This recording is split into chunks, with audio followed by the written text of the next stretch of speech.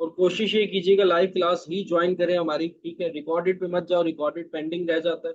तो जब वो चीज़ें पेंडिंग में रह जाती है तो फिर बहुत मुश्किल हो जाता है कवर करना। तो कोशिश ये करें कि बेटा आप लोग जो है वो लाइव क्लास ही लें। अच्छी बात है, आज जो आप लोगों की फर्स्ट क्लास है, बेसिकली चैप्टर भी हमारा न्यू स्टार्ट होने जा रहा है आज। सीवीपी या ब्रेक इवन एनालिसिस जिसको आप कहते हो, cost volume profit analysis. Cost volume profit analysis जो है वो आज हमारा चैप्टर जो है वो इंशाल्लाह ताला स्टार्ट हो जाएगा, ठीक है। और आज से ही थोड़ा हम बहुत देता है, क्वेश्चंस भी जो है वो उसी में चल स्टार्ट लेगा। करेंगे।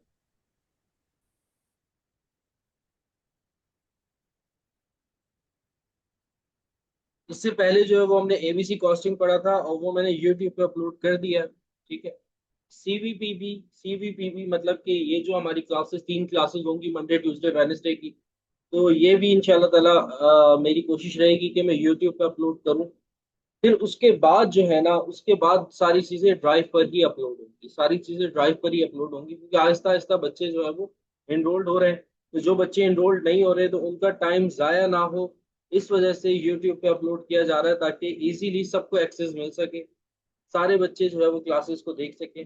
फिर आहिस्ता आहिस्ता हम अपने आप को शिफ्ट करते रहेंगे, कहाँ पर, ड्राइव पर। फिर सारे तमाम लेक्चर जो है वो आपको ड्राइव पर मिलेंगे।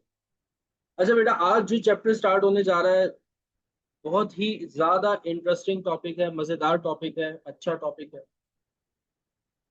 Cost volume profit analysis chapter का नाम है। कॉस्ट वॉल्यूम प्रॉफिट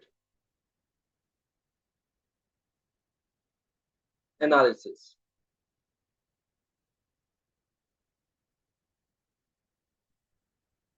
मतलब कि हमने इस पूरे चैप्टर में हमने इस पूरे चैप्टर में इन 3 वर्ड्स को ही पढ़ना है, कॉस्ट को, वॉल्यूम को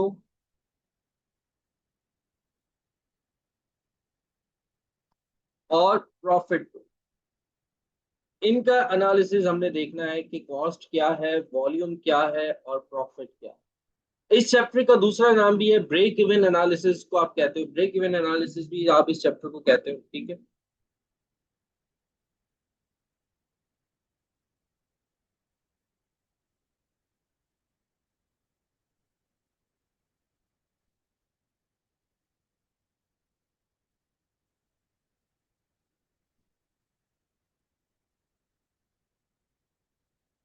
अच्छा, ये ऐसा टॉपिक है, ब्रेक इवन एनालिसिस या सीवीपी, ये इस तरह का टॉपिक है कि एग्जामिनर इसको ना, इसको इसको एक तो बेस बनाता है, आपकी एमसीक्यूज इससे काफी सारी पूछी जा रही है। एमसीक्यूज तो वो आपसे लाजमी लाजमी पूछता है। और इसके अलावा ना ये दूसरे चैप्टर्स में भी इसका जो है ना वो इसको बीच में इंट्रोड्यूस कर देता है क्वेश्चंस को। तो मतलब कि ये चैप्टर पढ़ना बड़ा इंपॉर्टेंट है, बड़ा ही इंपॉर्टेंट है। मतलब कि आगे जब हम लिमिटिंग फैक्टर की तरफ जाएंगे तब भी ये यूज हो रहा होगा, ठीक है। थ्रूपुट की तरफ जाएंगे तब भी मोस्टली चीजें इसमें से आ रही होंगी। तो मतलब ये समझ लो कि ये चैप्टर जो है ना वो आगे की काफी चैप्टर्स की बेस बनाता है। जो एबीसी कॉस्टिंग था वो बिल्कुल एक डिफरेंट चैप्टर था, उसका कोई रिलेशन नहीं है बाकी किसी चैप्टर्स के साथ। वो एक अपने ही अंदर एक अलग सी दुनिया है, ठीक है, जो हमने पढ़ी और बड़ा डिटेल में हमने उसे पढ़ा। और उसका टेस्ट भी मैंने आप लोगों को दे दिया, आप लोगों के पास एक हफ्ता आपने उसको सॉल्व करना है, सॉल्व करके उसको सबमिट करवाना है, ठीक है। तो वो हम लोगों ने एबीसी कॉस्टिंग बड़ा ही डिटेल में जाकर पढ़ा, उसके पास पेपर्स के एमसीक्यूज और पास पेपर्स के भी क्वेश्चन हम लोगों ने टेस्ट किए। ये जो चैप्टर है, ये चैप्टर बाकी चैप्टर्स के अंदर भी टांग अड़ा रहा होता है, ठीक है। जैसे कि अगर लिमिटिंग फैक्टर है तो उसके अंदर भी आ रहा होगा सीवीपी, थ्रूपुट के अंदर भी थोड़ा बहुत आ रहा होगा सीवीपी। मतलब और भी चैप्टर्स के अंदर बार बार आप देख रहे होगे कि इसको एग्जामिनर टेस्ट कर लेता है कहीं ना कहीं। तो इसको पढ़ना बड़ा जरूरी है, बड़ा इंपॉर्टेंट है इटसेल्फ। इसमें से भी एमसीक्यूज बनती हैं और बाकी चैप्टर्स को भी ये अफेक्ट करता है, ठीक है। तो इसको पढ़ना लाजमी है आप लोगों ने, बेटा छोड़ना नहीं है इस चैप्टर को, बड़ा इंपॉर्टेंट चैप्टर है ये। और जितना हो सका इसको डिटेल में जाकर के हम लोग पढ़ेंगे, जितना हो सका इसको हम डिटेल में जाके पढ़ेंगे। अब देखो ये जो 3 वर्ड्स मैंने आप लोगों के सामने लिखे हैं, कॉस्ट वॉल्यूम प्रॉफिट, तो हमने इन तीनों वर्ड्स को इस पूरे चैप्टर में पढ़ना है। कॉस्ट को पढ़ना है, वॉल्यूम को पढ़ना है और प्रॉफिट को पढ़ना है। बेसिकली ये जो टॉपिक निकला है ये मार्जिनल कॉस्टिंग से निकला है। ये जो टॉपिक निकला है ये हमारा मार्जिनल कॉस्टिंग से निकला है। मार्जिनल कॉस्टिंग अगर आप लोगों को याद होगा, नहीं भी याद हो कोई मसला नहीं है, ठीक है। मार्जिनल कॉस्टिंग में बस ये होता था कि हम फिक्स कॉस्ट और वेरिएबल कॉस्ट को अलग करते थे, तो यहाँ पर भी हमने फिक्स कॉस्ट और वेरिएबल कॉस्ट को क्या करना है, अलग करना। जब भी बात आएगी कॉस्ट की, जब भी बात आएगी कॉस्ट की, मैं पहली बात कर रहा हूँ, पहला वर्ड यूज कर रहा हूँ, कॉस्ट। कॉस्ट को समझने की कोशिश करना कि यहाँ पर हम जो बात करेंगे कॉस्ट की, कॉस्ट हमारे पास यहाँ पर दो तरह की होंगी।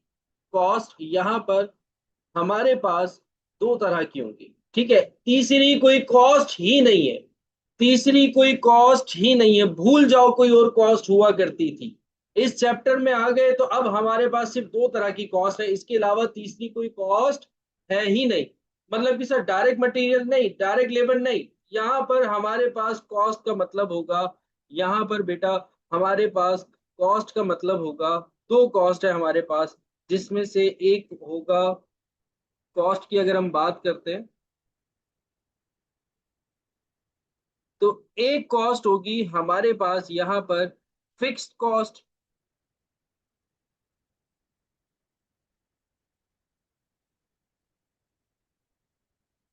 और दूसरी हमारे पास जो कॉस्ट होगी वो होगी वेरिएबल कॉस्ट।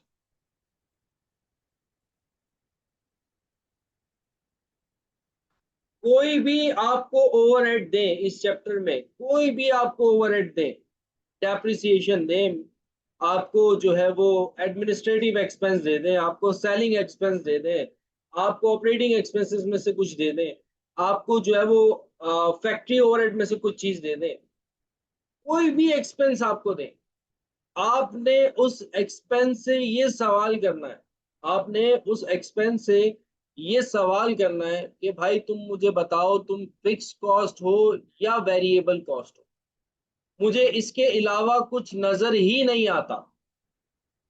मुझे तुम ये बताओ कि तुम फिक्स कॉस्ट हो या फिर वेरिएबल कॉस्ट हो। अगर वो एक्सपेंस तुम्हें कहता है कि मैं फिक्स कॉस्ट हूं तो तुमने उसको फिक्स कॉस्ट में डाल देना है। अगर वो एक्सपेंस या ओवरहेड तुम्हें ये कहता है कि मैं वेरिएबल कॉस्ट हूं तो तुमने उसे कहाँ डाल देना है, वेरिएबल कॉस्ट में डाल देना है। मतलब कि तीसरी और कोई कॉस्ट ही नहीं है, तीसरी और कोई कॉस्ट ही नहीं है। सर सेलिंग एक्सपेंस नहीं है, एडमिनिस्ट्रेटिव एक्सपेंस नहीं है, कोई एक्सपेंस नहीं है। बस ये देखना है आपको कि वो फिक्स्ड है कि वेरिएबल। अगर तो फिक्स्ड है तो उसको फिक्स कैटेगरी में डालो, और अगर वो वेरिएबल है तो आपने उसको कहाँ पे डाल देना है, वेरिएबल कॉस्ट में डाल देना है। ठीक है, तीसरी और कोई कैटेगरी नहीं है। ठीक है, परेशान नहीं होना कि सर ये एक्सपेंस आ गया इसको मैं कहाँ लेके जाऊं, भाई उस एक्सपेंस में तुमने ये तलाश करना है कि इसमें फिक्स कॉस्ट क्या है और वेरिएबल को, अगर तो वेरिएबल है वेरिएबल में जाएगा, फिक्स है तो फिक्स में जाएगा, और कोई कॉस्ट ही नहीं है और कोई एक्सपेंस ही नहीं है, डायरेक्ट मटेरियल नहीं है, डायरेक्ट लेबर नहीं है, फैक्ट्री ओवरहेड नहीं है, एडमिनिस्ट्रेटिव एक्सपेंस नहीं है, डेप्रिसिएशन एक्सपेंस नहीं है। एक्सपेंस है तो फिक्स्ड है या फिर वेरिएबल, एक्सपेंस है तो वो फिक्स है या फिर हमारे पास वो वेरिएबल है। ठीक है, तो एक तो बात ये हो गई कि हमने यहाँ पर जो देखना है तो इन दो कॉस्ट को देखना है, फिक्स कॉस्ट को देखना है और वेरिएबल कॉस्ट को देखना है। इस चैप्टर को स्टार्ट करने से पहले कुछ पॉइंट्स मैं आप लोगों को बताना चाह रहा हूं जो कि आगे चलकर बहुत ज्यादा हेल्पफुल होने वाले हैं आप लोगों के लिए। ठीक है, वो पॉइंट्स आप लोगों ने याद रखने हैं, वो पॉइंट्स आप लोगों ने याद रखने हैं। सबसे पहले अगर मैं बात करूं फिक्स कॉस्ट को, अगर मैं लेके चलूं फिक्स कॉस्ट को, तो फिक्स कॉस्ट, फिक्स कॉस्ट, ये पॉइंट याद रखना है बेटा, जो पॉइंट अभी मैं लिखने जा रहा हूं।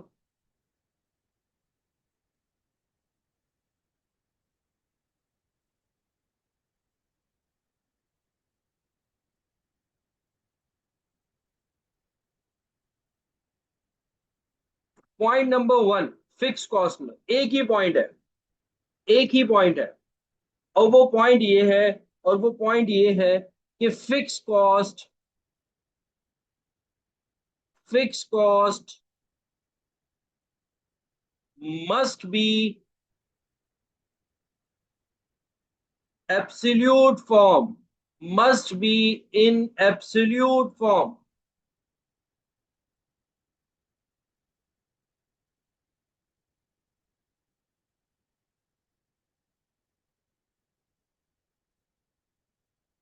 इस चैप्टर में बेटा आप लोगों को हमेशा याद रखना है कि जब भी फिक्स कॉस्ट आपके पास आए, अगर वो पर यूनिट में है, पर केजी में है, पर लीटर है, नहीं, नहीं चलेगी, चल ही नहीं सकती, सवाल ही पैदा नहीं होता। कोई भी क्वेश्चन उसका उठाकर देख लो, सवाल ही पैदा नहीं होता कि आपकी फिक्स कॉस्ट जो है, अगर वो अगर वो एब्सोल्यूट फॉर्म में नहीं है, अगर वो एब्सोल्यूट फॉर्म में नहीं है, रिलेटिव फॉर्म में है, पर यूनिट में दे रहे हैं, तो आपका क्वेश्चन आगे चल के सॉल्व हो जाए, नहीं हो सकता, पॉसिबल ही नहीं है। तो आपने हमेशा ये याद रखना है कि फिक्स कॉस्ट को आप क्वेश्चन के अंदर लेकर आओगे एब्सोल्यूट फॉर्म में, यानी कि टोटल में लेकर आओगे, 1 lakh, 2 lakh, 10 lakh, 20 lakh, 40 lakh, 10 million, 100 million, 20 million. तो fix cost must be in absolute form, fix cost must be in absolute form. ये लिख लेना बेटा, कहीं पर भी लिख लेना, इसको भूलना मत, आगे ये पॉइंट चलकर बड़ा काम आएगा आप लोगों को जब हम क्वेश्चंस को सॉल्व करेंगे। अच्छा, वेरिएबल कॉस्ट की बात करते हैं, वेरिएबल कॉस्ट की बात करते हैं, वेरिएबल कॉस्ट की अगर हम बात करें, तो वेरिएबल जो कॉस्ट है वो may be in relative form, may be in relative form, variable cost.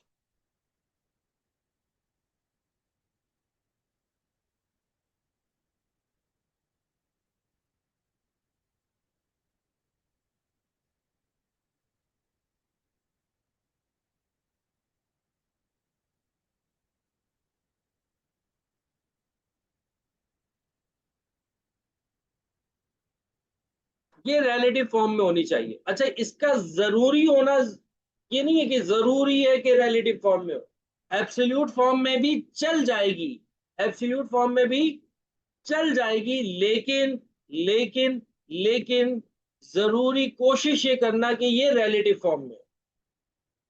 चल जाएगी, एब्सोल्यूट फॉर्म में भी चल जाएगी, लेकिन अच्छा ये है कि इसको आपने रिलेटिव फॉर्म में रखना है, यानी कि पर यूनिट में रखना है, यानी कि पर केजी में रखना है, या परसेंटेज में रख लेना, लेकिन इसको एब्सोल्यूट फॉर्म में मत लेकर चलना, इसको एब्सोल्यूट फॉर्म में मत लेके चलना, कोशिश करना कि इसको रिलेटिव फॉर्म में ले आओ, तो आपके लिए क्या हो जाएगा, आसान हो जाएगा क्वेश्चन। तो ये बेटा कुछ दो पॉइंट्स थे जो मैंने इस चैप्टर के अंदर आप लोगों को स्टार्ट में ही बता दिए, कि एक तो है आपके पास क्या फिक्स कॉस्ट, और दूसरा आपके पास क्या है वेरिएबल कॉस्ट, इसके अलावा और कोई कॉस्ट नहीं है। फिक्स कॉस्ट हमेशा जो है, फिक्स कॉस्ट हमेशा जो है वो आपकी एब्सोल्यूट फॉर्म में होनी चाहिए, और वेरिएबल कॉस्ट जो है वो आपकी रिलेटिव फॉर्म में होनी चाहिए। एब्सोल्यूट फॉर्म में भी चल जाएगी, लेकिन 90 टू 95% क्वेश्चंस के अंदर जो आपकी वेरिएबल कॉस्ट होती है वो रिलेटिव फॉर्म में चलती है।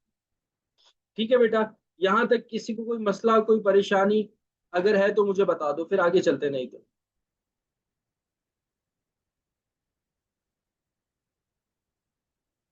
रिलेटिव मतलब कि पर यूनिट में हो, पर केजी में हो, परसेंटेज में हो, ठीक है, परसेंटेज में हो, टोटल में ना हो, टोटल में ना हो।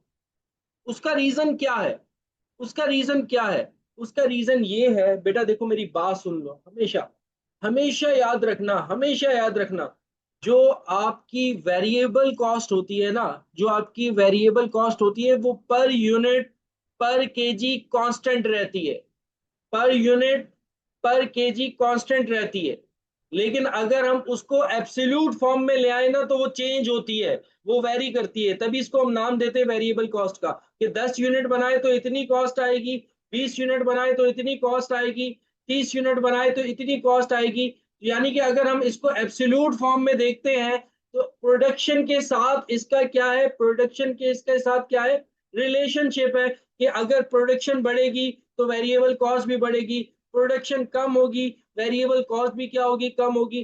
तो इसका रिलेशन बनता है प्रोडक्शन के साथ। तो वेरिएबल कॉस्ट जो आपकी एब्सोल्यूट फॉर्म में होती है ना, तो एब्सोल्यूट फॉर्म में होती है वो वेरी करती रहती है, प्रोडक्शन के डिपेंड कर रहा होता है प्रोडक्शन पे। प्रोडक्शन बढ़ रही है वेरिएबल कॉस्ट बढ़ेगी, प्रोडक्शन कम होगी वेरिएबल कॉस्ट कम हो जाएगी। लेकिन रिलेटिव फॉर्म में आपकी जो वेरिएबल कॉस्ट होती है ना वो फिक्स रहती है, यानी कि पर यूनिट वो आपको फिक्स रहेगी कि पर यूनिट या पर केजी अगर 10 रुपीज है तो वो 10 रुपीज है। 100 यूनिट्स बनाओ या 1000 यूनिट्स बनाओ या 1 लाख यूनिट्स बनाओ, पर यूनिट की बात आएगी तो आपकी वेरिएबल कॉस्ट क्या रहेगी, कांस्टेंट रहेगी, वो सेम रहेगी, वो चेंज नहीं होती।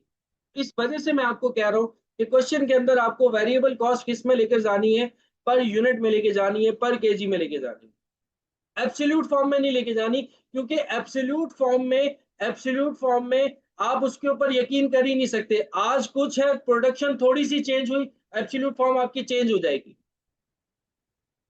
ठीक है। और ऐसे ही अगर हम फिक्स कॉस्ट को देखें, फिक्स कॉस्ट एब्सोल्यूट फॉर्म में कांस्टेंट होती है। अगर इसको हम फिक्स कहते हैं ना, इस वजह से फिक्स कहते हैं क्योंकि ये एब्सोल्यूट फॉर्म में, टोटल की फॉर्म में फिक्स रहती है। लेकिन अगर इसको हम पर यूनिट में शिफ्ट करना शुरू कर देना तो पर यूनिट में ये चेंज होना शुरू हो जाती है, ये वेरी करती है। तो इस वजह से हमेशा याद रखना, फिक्स कॉस्ट को आप एब्सोल्यूट फॉर्म में रखना, क्योंकि फिक्स कॉस्ट एब्सोल्यूट फॉर्म में कांस्टेंट रहती है, चेंज नहीं होती।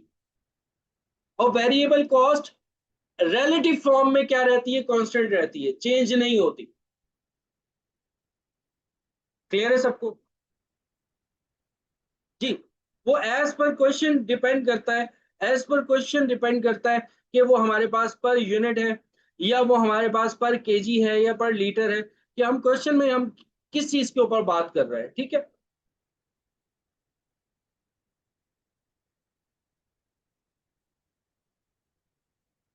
चलो अब आगे चलते हैं, अब आगे चलते हैं।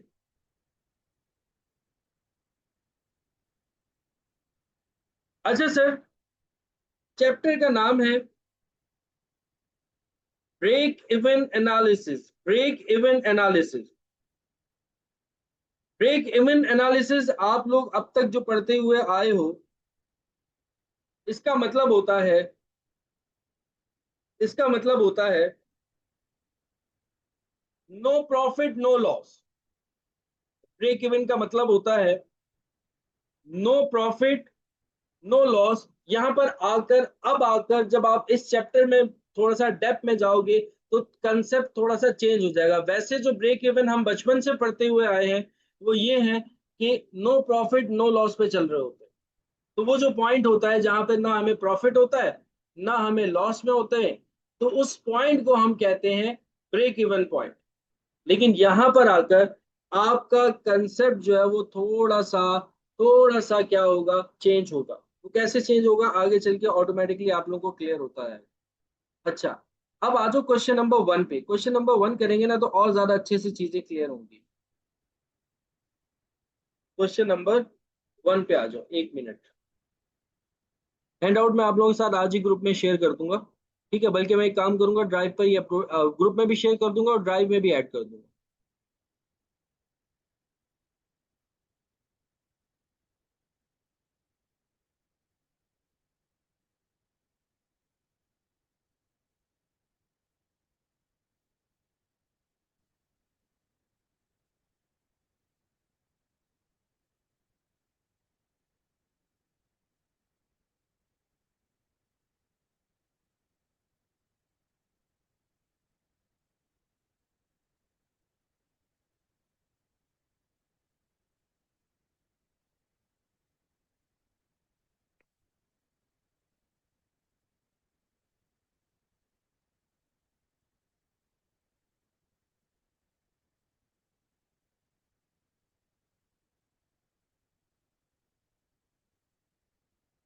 अच्छा, आप लोगों की तरफ से मैं एक्सपेक्ट कर रहा था कि एक क्वेश्चन आना चाहिए कि सर, हम लोग पहले पढ़कर आए हुए हैं, कुछ बच्चे आप लोगों से एफसी में से पढ़कर आ रहे होंगे, तो आप लोगों के माइंड में ये आएगा कि सर हमने एफसीए में तीन तरह की कॉस्ट पढ़ी थी, फिक्स कॉस्ट, वेरिएबल कॉस्ट और सेमी वेरिएबल कॉस्ट।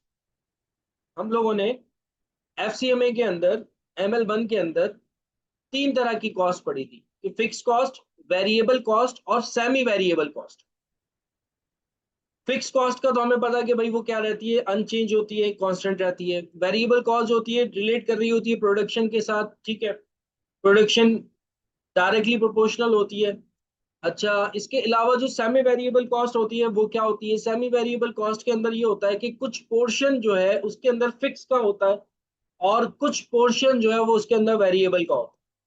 कुछ पोर्शन जो है उसके अंदर फिक्स का होता है और कुछ पोर्शन जो है वो उसके अंदर वेरिएबल का होता है। इस वजह से हम उसको कहते हैं सेमी वेरिएबल कॉस्ट। ना मतलब वो फिक्स होती है ना वो वेरिएबल होती है, वो सेमी वेरिएबल होती है। उसके अंदर कुछ पोर्शन फिक्स का होगा, कुछ पोर्शन वेरिएबल का होगा। जैसे हमारे इलेक्ट्रिसिटी के बिल, जैसे हमारे इलेक्ट्रिसिटी के बिल। अब इलेक्ट्रिसिटी के बिल के अंदर अगर आप देखो तो कुछ पोर्शन जो है ना वो उसके अंदर फिक्स है, मीटर चार्जेस फिक्स है, ठीक है, पीटीवी के चार्जेस फिक्स है, ठीक है। इसके अलावा और भी बहुत सारे चार्जेस होंगे कि इलेक्ट्रिक के बिल के अंदर या वापडा के बिल के अंदर अगर आप देखोगे तो कुछ चार्जेस जो है वो क्या है, फिक्स है, वो चेंज नहीं होते। आपको, आप आपकी मस्जिद हो या आपका घर हो, आपको टेलीविजन चार्जेस देने पड़ते हैं, फिक्स है वो, ठीक है। हमारे इलाके में मस्जिद है, ठीक है, उसका मैं बिल देख रहा था। तो माशाल्लाह से वहां पर जो है वो पीटीवी के जो है वो चार्जेस भी उन्होंने लगाए हुए थे। तो मैं देख रहा था कि यार यहाँ पर टीवी कौन देख रहा है मस्जिद के अंदर, तो वो फिक्स है, वो आते हैं आते। अब वो मस्जिद हो या घर हो, या इसके अलावा मीटर चार्जेस है वो फिक्स है। और वेरिएबल चार्जेस उसके अंदर क्या आ जाते हैं, यूनिट्स की कंजम्पशन, कि जितने यूनिट्स कंज्यूम करोगे उतना आपका क्या होगा बिल। यूनिट का रेट डिफाइन कर दिया और उसके हिसाब से आपका बिल होता है। तो उसके अंदर क्या वेरिएबल भी है और फिक्स का फैक्टर भी है। तो अगर इस तरह की कोई कॉस्ट आ जाती है सर हमारे पास जो कि सेमी वेरिएबल कॉस्ट हो, जिसके अंदर फिक्स भी हो और वेरिएबल भी हो, तो फिर क्या करना है, तो फिर बेटा ये करना है कि आपने आपने आपने हड्डी को अलग कर लेना है और गोश्त को अलग कर लेना है। बकरा ईद अभी अभी ताजा ताजा गुजरी है, ठीक है। तो लड़के तो माहिर होंगे अभी इस टाइम कि हड्डी को अलग कर लो और गोश्त को अलग कर लो, मतलब कि फिक्स को अलग कर लो और वेरिएबल को अलग कर लो। अलग करने के बाद फिक्स को फिक्स में ले जाओ और वेरिएबल को वेरिएबल के अंदर ले जाओ।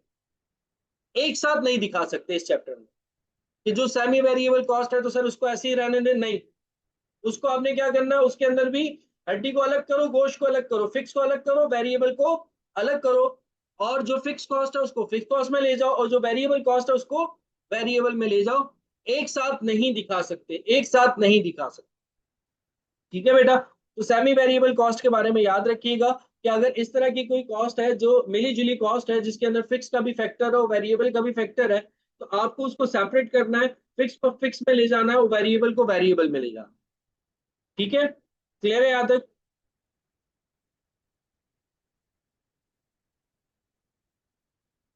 आगे चलूं?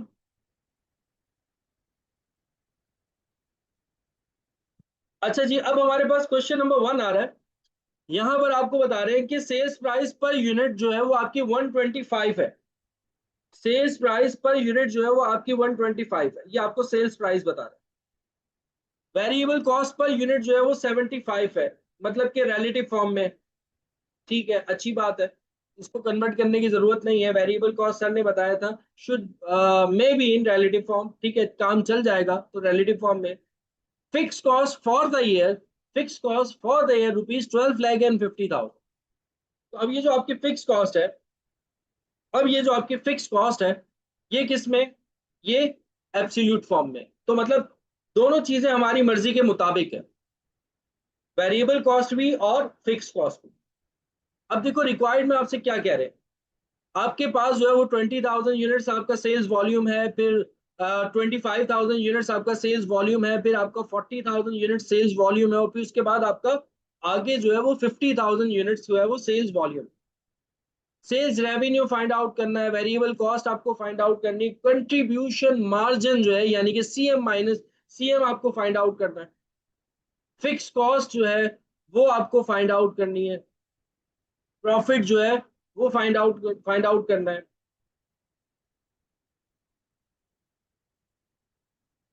सीएम रेशियो जो है वो आपको फाइंड आउट करना है, और वेरिएबल कॉस्ट परसेंटेज जो है वो आपको फाइंड आउट करनी है। और फिर उसके बाद नीचे भी मार्जिन ऑफ सेफ्टी के बारे में भी उसने कुछ कहा हुआ है, वो भी जो है वो उसके अंदर, उसको बाद में देखेंगे। अभी ऊपर वाली चीजें देखते हैं। देखो अभी हमारे पास जो है वो, अगर हम यहाँ पर देखें, इसके सोल्यूशन पे आते हैं, सोल्यूशन पे आते हैं।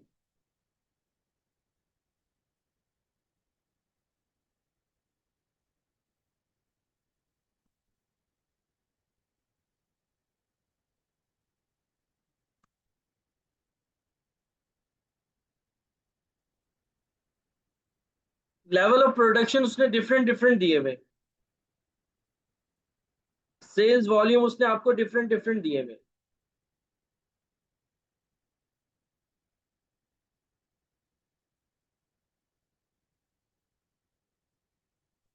20,000 यूनिट्स,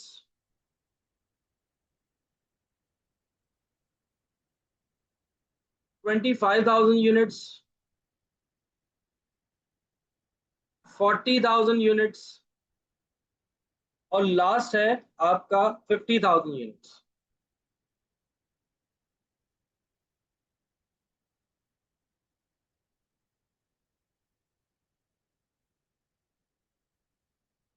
ये इसने डिफरेंट डिफरेंट लेवल पे वो क्या कर रहा है, सेल कर रहा है। मतलब कि आप समझ लो कि ये चार तरह के क्वेश्चंस हैं। 20,000 यूनिट्स पे क्या होगा, 25,000 यूनिट्स पे क्या होगा, 40,000 यूनिट्स पे क्या होगा, और 50,000 यूनिट्स पे क्या होगा। तो अगर हम बात करें कि हमारा रेवेन्यू क्या होगा, सेल्स रेवेन्यू क्या होगा,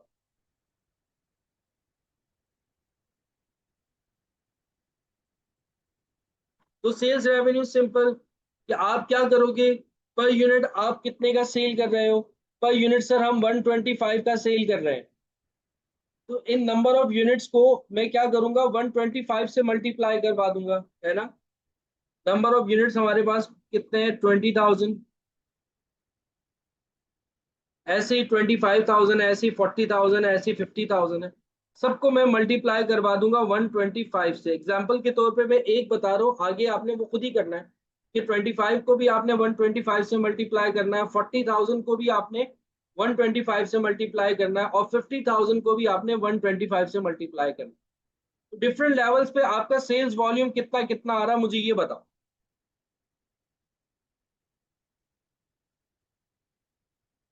25 लाख पहले पे आ रहा है। अभी सेल्स वॉल्यूम पे रहते हैं ना, आगे की चीजें कुछ छोड़ो बेटा। सेल्स वॉल्यूम मुझे बताओ, चारों लेवल पे कितना कितना आ रहा है।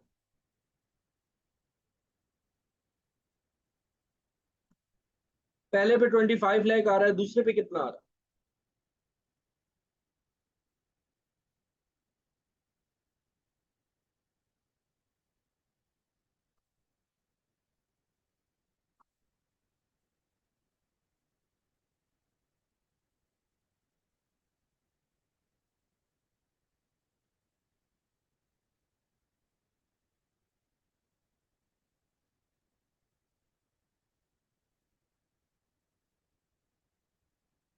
पहला 25 लाख है, ठीक है।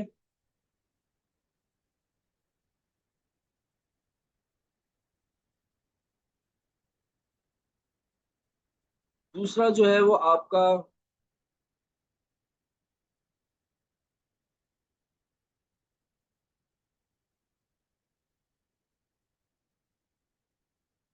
31,25,000, और फिर 50 लाख, 31,25,000,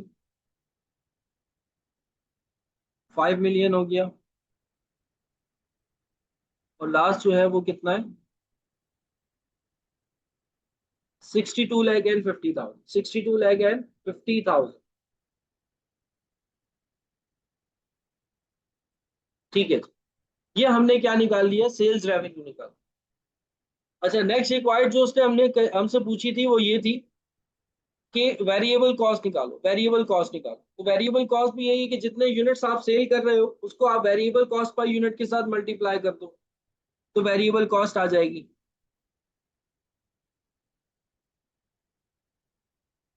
वेरिएबल कॉस्ट।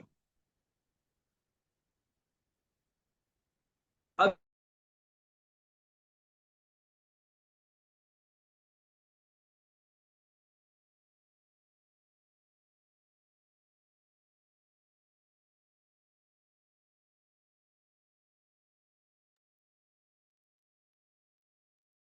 अच्छा जी, कितना कितना आ रहा है?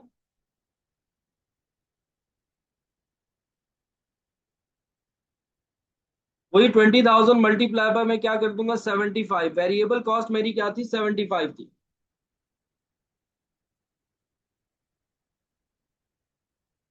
तो 75 से मल्टीप्लाई करूंगा तो बताओ कितना कितना आ रहा है?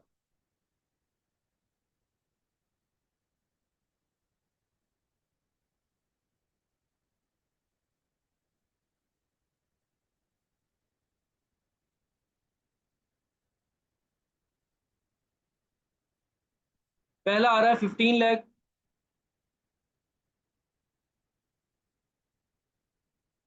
दूसरा आ रहा है 18,75,000।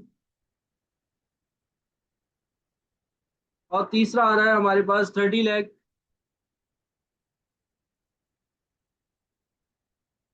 और फोर्थ आ रहा है हमारे पास 37,50,000। तो देखो बेटा मेरे बच्चों, मेरी बात सुनो। वेरिएबल कॉस्ट अगर आप देखो ना, पर यूनिट हमारी क्या है? 75 यानी कि कांस्टेंट। पर यूनिट क्या है? 75 यानी कि कांस्टेंट। पर यूनिट क्या है? 75 यानी कि कांस्टेंट। रिलेटिव फॉर्म में कांस्टेंट है, चेंज नहीं हो रही। प्रोडक्शन जितनी भी हो, 20,000 हो, 25,000 हो, 40,000 हो, 50,000 हो, रिलेटिव फॉर्म हमारी चेंज नहीं हो रही, वो 75 फिक्स है, फिक्स है। लेकिन जो एब्सोल्यूट फॉर्म है वो देखो, बार बार हर एक्टिविटी पे, हर प्रोडक्शन लेवल पर हमारी वेरिएबल कॉस्ट जो है वो चेंज हो रही है। 15 लाख, फिर उसके बाद 18,75,000, फिर 30 लाख हो गई, फिर 37,50,000 हो गई। तो इस वजह से मैं आपको ये कह रहा था कि आप।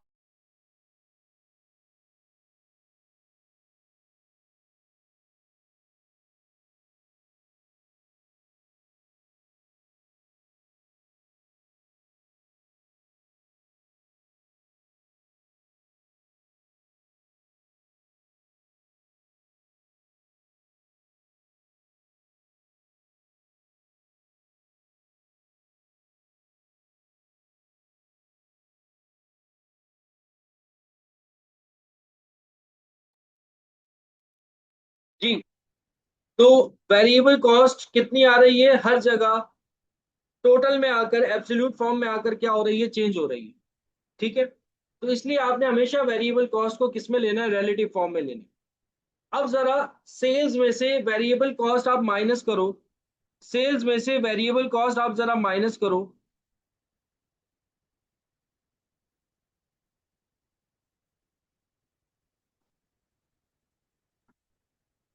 तो जो अमाउंट आएगा उसको हम कहते हैं कंट्रीब्यूशन मार्जिन। Contribution margin.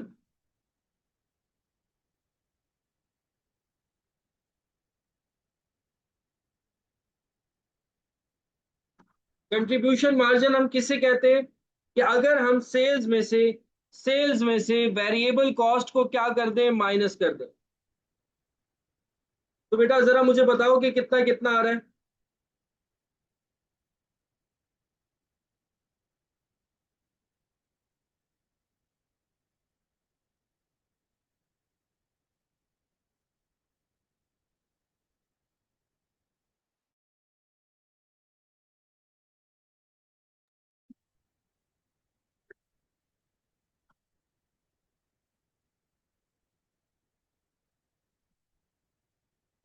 आज नेट जो है ना वो बहुत ज्यादा प्रॉब्लम कर रहा है।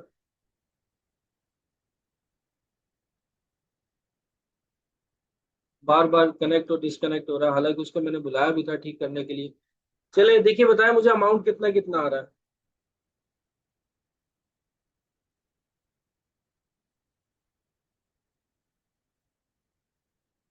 नहीं बेटा, केबल नेट है, पीटीसीएल नेट नहीं है ये।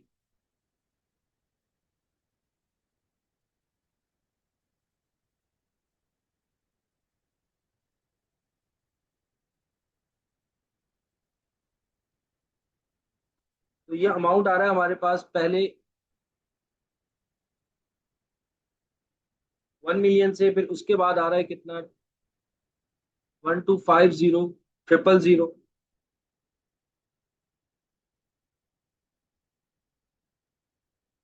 फिर उसके बाद 2 मिलियन। और फिर उसके बाद जो है वो कितना आ रहा है, 2.5 मिलियन यानी कि 25 लाख।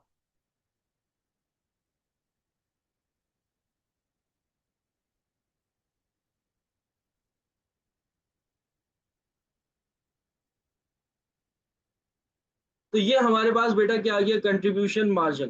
कंट्रीब्यूशन मार्जिन किस तरीके से आता है कि सर अगर हम अपनी सेल्स में से अगर वेरिएबल कॉस्ट को माइनस कर देते हैं, सेल्स में से अगर हम अपने वेरिएबल कॉस्ट को माइनस कर देते हैं, वेरिएबल कॉस्ट को माइनस कर देते हैं, तो जो अमाउंट आता है उसको हम कहते हैं कंट्रीब्यूशन मार्जिन, या इसको हम बार बार नाम देंगे सीएम का। सीएम यानी कि कंट्रीब्यूशन मार्जिन। यहां तक सबको बात क्लियर हो गई कि कंट्रीब्यूशन मार्जिन किस तरीके से निकलता है।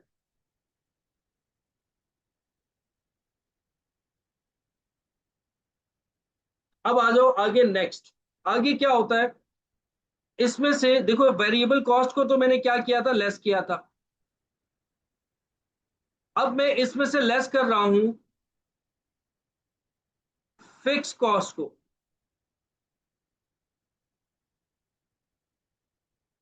फिक्स कॉस्ट मेरी क्या थी, फिक्स थी। फिक्स कॉस्ट मेरी क्या थी, फिक्स थी, चेंज नहीं हो रही थी। 12,50,000, 12,50,000 फिक्स कॉस्ट क्या है मेरी, फिक्स है।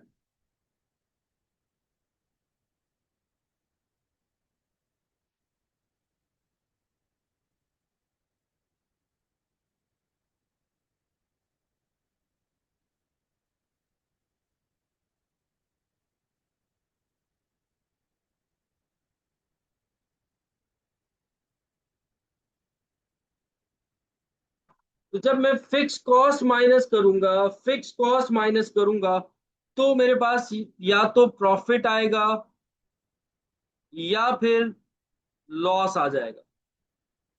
जैसे पहले अगर मैं 20,000 यूनिट्स की बात करता हूं, तो यहां पर मेरे पास 2,50,000 का लॉस आ रहा है, क्योंकि फिक्स कॉस्ट क्या है मेरी, ज्यादा है। कंट्रीब्यूशन मार्जिन सिर्फ और सिर्फ कितना है, 10 लाख का। फिक्स कॉस्ट कितनी है, 12,50,000। तो 2,50,000 से मैं किस में चल रहा हूँ, लॉस में चल रहा हूँ। सर 25,000 ये एक ऐसा लेवल है जहां पर ना मैं प्रॉफिट में चल रहा हूं ना मैं लॉस पे चल रहा हूं।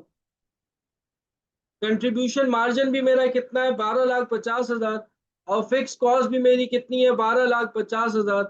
तो ना मैं यहां पर प्रॉफिट में हूं ना मैं यहां पर लॉस में हूं। और जैसे ही मैं आगे निकलता हूं, जैसे ही मैं आगे निकलता हूं, तो ये जो अब मैं एक्सेस अमाउंट आ रहा है वो कितना आ रहा है, 7,50,000।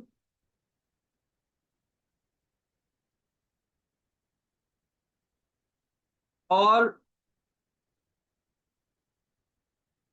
12,50,000। तो वो जो एक्टिविटी यूनिट्स में 40,000 यूनिट सेल कर रहा हूँ, 50,000 जो यूनिट सेल कर रहा हूँ, वहां पर मैं किस में चल रहा हूँ, प्रॉफिट में चल रहा हूँ। 7,50,000 और 12,50,000, यहां तक सबको बात क्लियर है। यहां तक सबको बात क्लियर है, किसी का कोई मसला कोई परेशानी। अब जरा देखो बेटा सारे बच्चे, देखना इसमें बहुत सारी इन इन पॉइंट्स में ना, इन चीजों में बहुत सारी चीजें निकलेंगी, हमारे बहुत सारे कंसेप्ट क्लियर होंगे। सर पहले हम ये समझते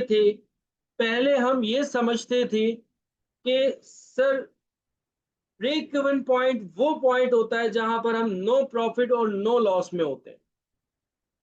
ब्रेक इवन पॉइंट वो पॉइंट होता है जहां पर हम नो प्रॉफिट और नो लॉस में होते हैं। लेकिन सर आज हम आपने हमें ये समझाया कि ब्रेक इवन पॉइंट वो पॉइंट होगा जहां पर आपका कंट्रीब्यूशन मार्जिन और आपकी फिक्स कॉस्ट आपस में इक्वल हो जाएंगे।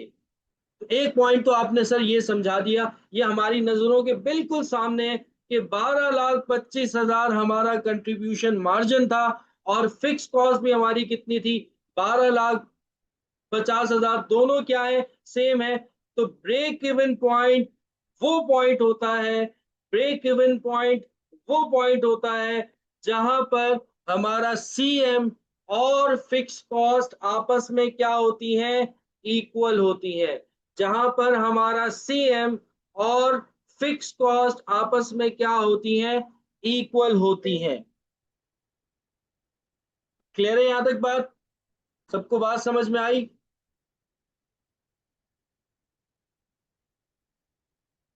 बिल्कुल, ये बात याद रखनी बेटा, एमसीक्यूज में आ सकता है कि ब्रेक इवन पॉइंट किसे कहते हो।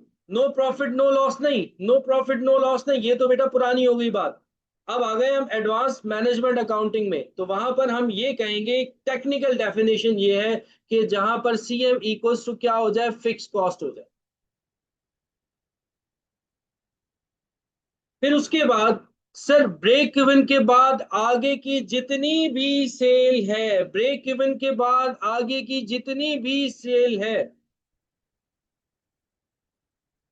ब्रेक इवन के बाद आगे की जितनी भी सेल है वो हमारी जेब में जाएगी, वो हमारी जेब में जाएगी।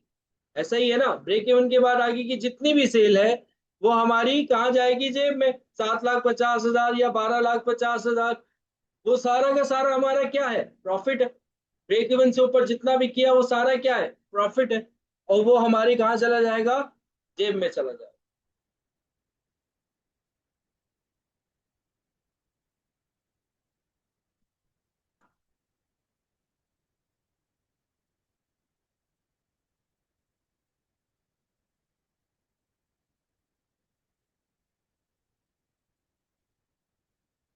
जहां तक सबको बात क्लियर बेटा, किसी को कुछ पूछना है तो पूछो।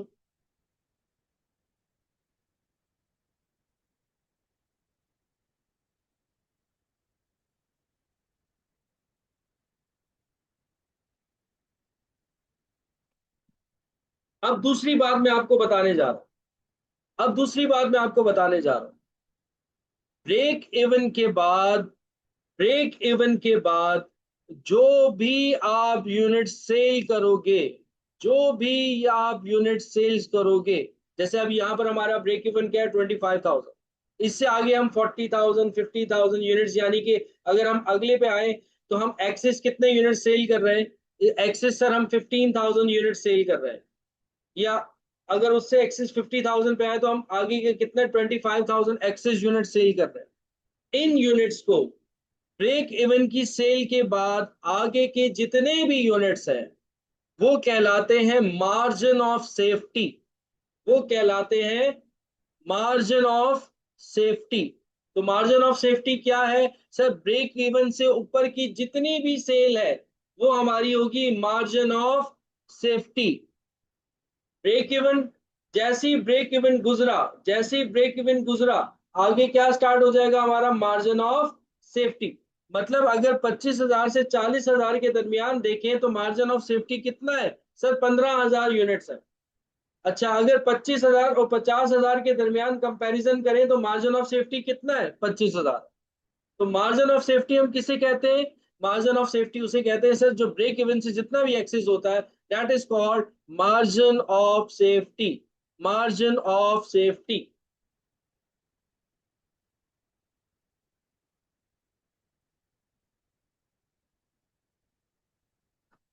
यहां तक किसी का कोई सवाल?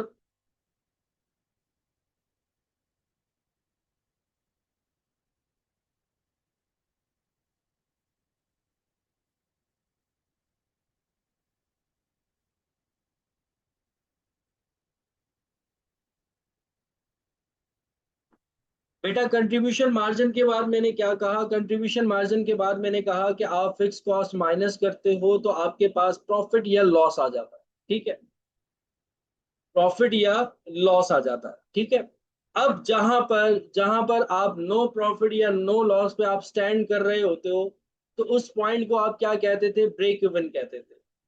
अब अगर आप उस पॉइंट पे देखो, यहां पर हमारे पास वो पॉइंट आ रहा है 25,000 यूनिट्स पे। तो 25,000 यूनिट्स पे अगर आप देखते हो, थोड़ा सा फोकस करते हो, तो यहां पर हमारा कंट्रीब्यूशन मार्जिन और फिक्स कॉस्ट क्या है, इक्वल है। फिक्स कॉस्ट क्या है और कंट्रीब्यूशन मार्जिन क्या है, इक्वल है। तो यहाँ पर सर हमने एक बात ये सीखी कि ब्रेक इवन पॉइंट पर, ब्रेक इवन पॉइंट पर कंट्रीब्यूशन मार्जिन और फिक्स कॉस्ट आपस में क्या हो जाती हैं, इक्वल हो जाती हैं। अच्छा, ब्रेक इवन से एक्सेस जितना भी सेल करते हो, अब आपको ब्रेक इवन, आपकी बाउंड्री पता लग गई कि आपका क्या है, ब्रेक इवन 25,000 है। इससे एक्सेस आप जितना भी सेल करोगे, इससे एक्सेस आप जितना भी सेल करोगे, वो आपका कहलाएगा मार्जिन ऑफ सेफ्टी। वो आपका कहलाएगा मार्जिन ऑफ सेफ्टी।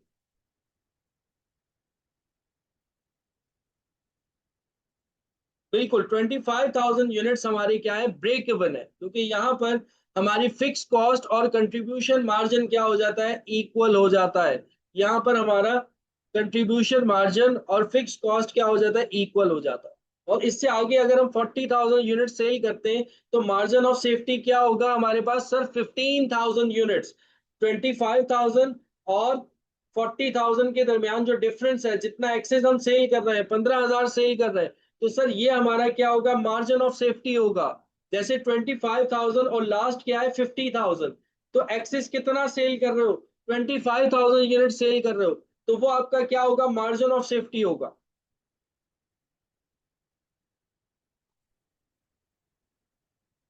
जी बिल्कुल, ब्रेक इवन होगा तो आप आगे प्रॉफिट पे चलोगे ना।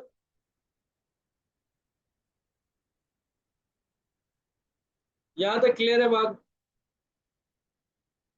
अच्छा, अब बेटा एक फॉर्मूला मैं आप लोगों को लिखवाने जा रहा हूं। अब एक फॉर्मूला मैं आप लोगों को लिखवाने जा रहा हूं,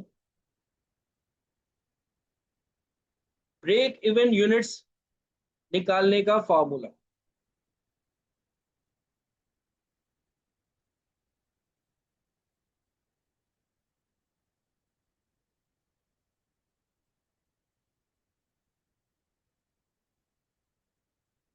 ब्रेक इवन यूनिट्स किस तरह से निकलते हैं, ब्रेक इवन यूनिट्स निकलते हैं,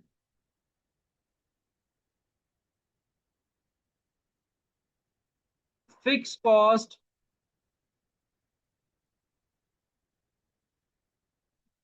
divided by CM per unit.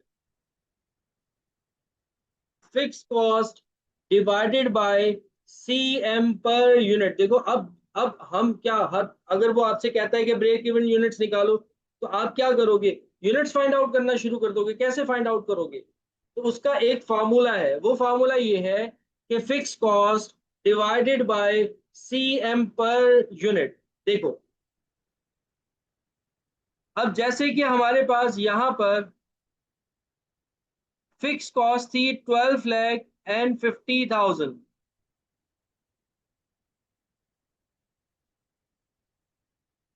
CM per unit क्या है, सीएम पर यूनिट क्या है सर, सीएम हमें पता है, सीएम हमें पता है। हम सेल्स में से अगर वेरिएबल कॉस्ट माइनस करते हैं तो सीएम आता है, सब बच्चों को पता है। अब सीएम निकालना सबको आता है कि सर सेल्स में से अगर वेरिएबल कॉस्ट माइनस करेंगे, सेल्स में से अगर वेरिएबल कॉस्ट हम माइनस कर देंगे तो सीएम आ जाएगा। तो सेल्स आपकी कितनी, अगर हम इसको रिलेटिव फॉर्म में देखें, पर यूनिट की बात हो रही है ना फॉर्मूले में, तो सेल्स कितनी है 125 की, वेरिएबल कितना है 75।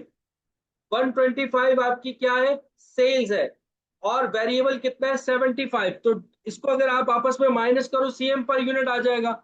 और सीएम पर यूनिट कितना है, 50।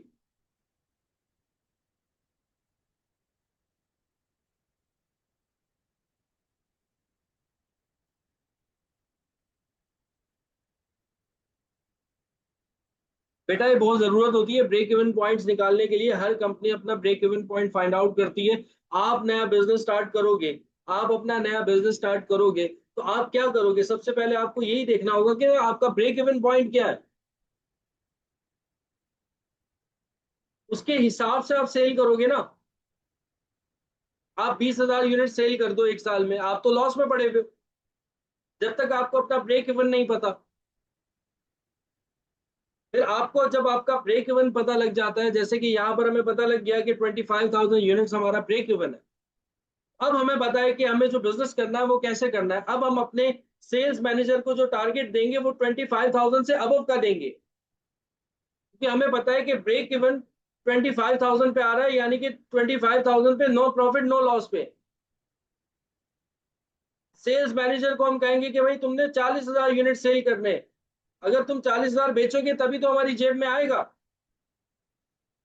तो ब्रेक इवन पॉइंट एक ऐसा पॉइंट है जो बहुत ज्यादा नेसेसरी है डिसीजन मेकिंग के लिए। अच्छा, बहरहाल सीएम पर यूनिट जो था, सीएम पर यूनिट जो था वो कितना था, वो कैसे आता है भाई? सेल्स आपकी है 125 की, और वेरिएबल आपका कितना है 75, माइनस कर दो तो कितना आता है 50 आता है। 12 लाख 50,000 जो फिक्स कॉस्ट है उसको डिवाइड करो जरा 50 से, तो कितना आ रहा है?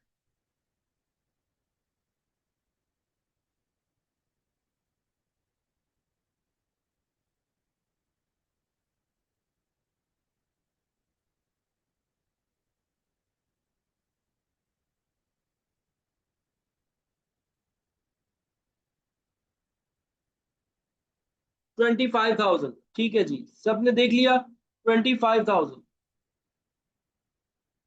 तो ब्रेक इवन यूनिट्स अगर आपको निकालने हो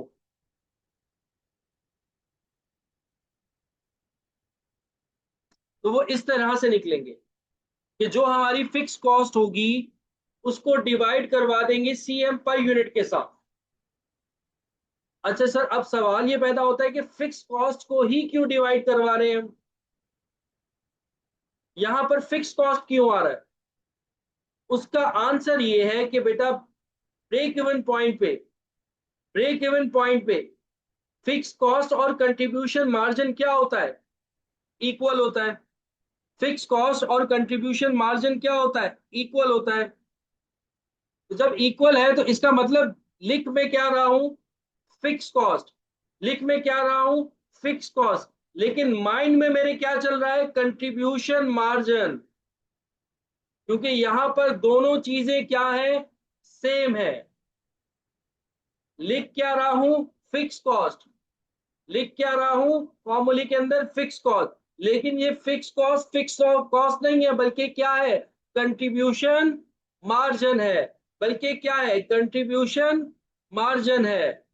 क्योंकि ब्रेक इवन पॉइंट पे, ब्रेक इवन पॉइंट पे हमारी फिक्स कॉस्ट और कंट्रीब्यूशन मार्जिन आपस में क्या होते हैं? इक्वल होते हैं। तो लिखा तो सर मैंने फिक्स कॉस्ट है, लेकिन ये फिक्स कॉस्ट नहीं बल्कि क्या है? Contribution margin. कहीं पे निगाहें कहीं पे निशाना, कहीं पे निगाहें कहीं पे निशाना। मतलब कि लिखा फिक्स कॉस्ट है, लेकिन कंसेप्ट हमने अपने माइंड में ये बिठाया है कि सर ये fix cost basically contribution margin है। क्योंकि ब्रेक इवन पॉइंट पे, ब्रेक इवन पॉइंट पे हमारी फिक्स कॉस्ट और कंट्रीब्यूशन मार्जिन आपस में क्या हो जाता है? इक्वल हो जाता है। क्लियर है याद तक बात सबको?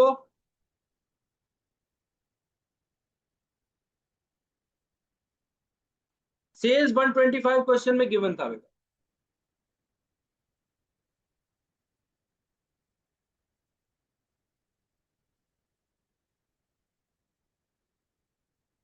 तो ये पॉइंट याद रखिएगा बेटा, फिक्स कॉस्ट लिख तो रहे हैं लेकिन है क्या? ये कंट्रीब्यूशन मार्जिन। कहीं पे निगाहें कहीं पे निशाना, कहीं पे निगाहें कहीं पे निशाना।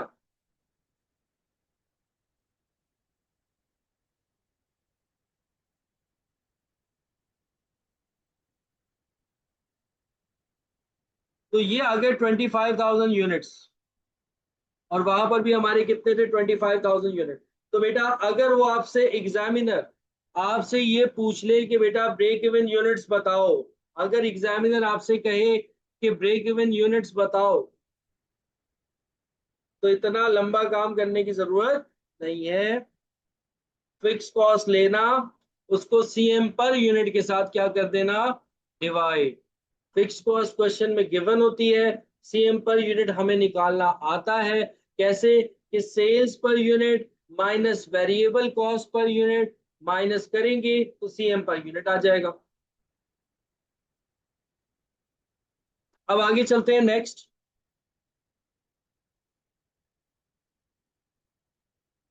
प्रॉफिट तक तो हम निकाल चुके थे। अब वो आपसे नेक्स्ट रिक्वायर्ड पूछ रहा है, नेक्स्ट रिक्वायर्ड पूछ रहा है सीएम रेशियो निकालो और वेरिएबल कॉस्ट रेशियो निकालो।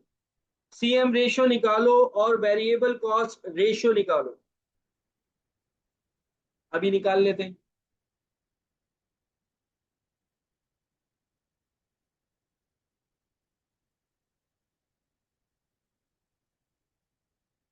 अब सीएम रेशियो किस तरह से निकलता है, इसका फॉर्मूला देख लो भाई।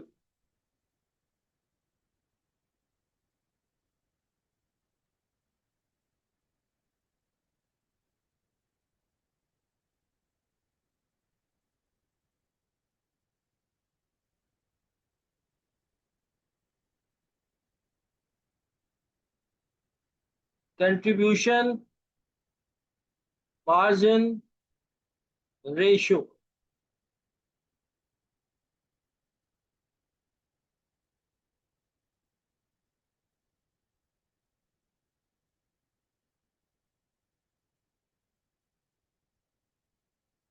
वो निकलता है, आप लिखते हो CM per unit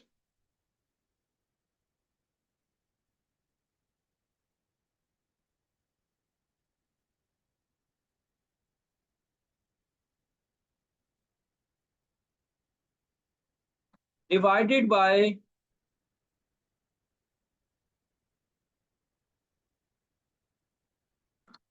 bye sales per unit and multiply by 100।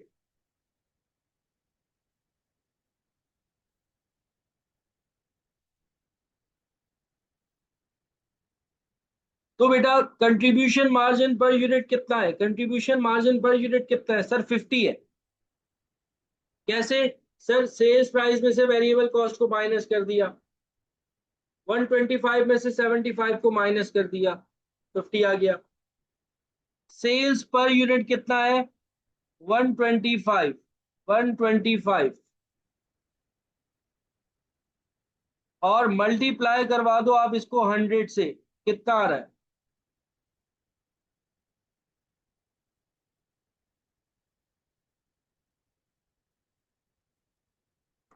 40%।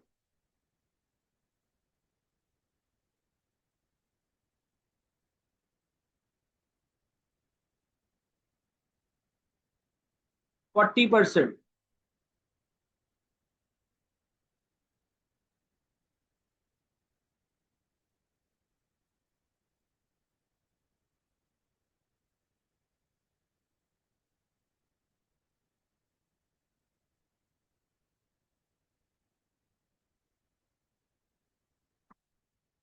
अब अगर हम सीएम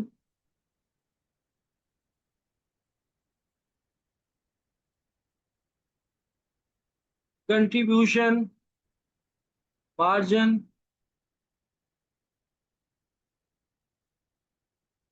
रेशो की बात करते हैं, यानी कि परसेंटेज की बात करते हैं, तो वो कितना रहेगा, 40%।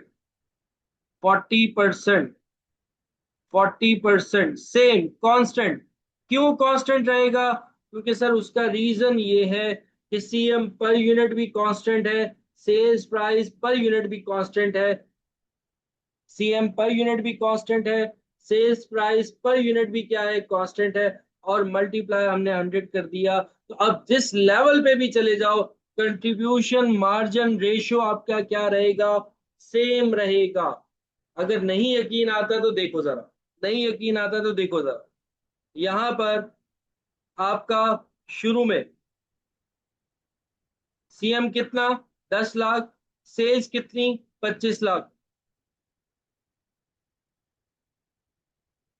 Divided by 25 lakh, multiply by 100, तो कितना आया, 40%। सीएम कितना, 12,50,000, सेल्स कितनी, 31,25,000।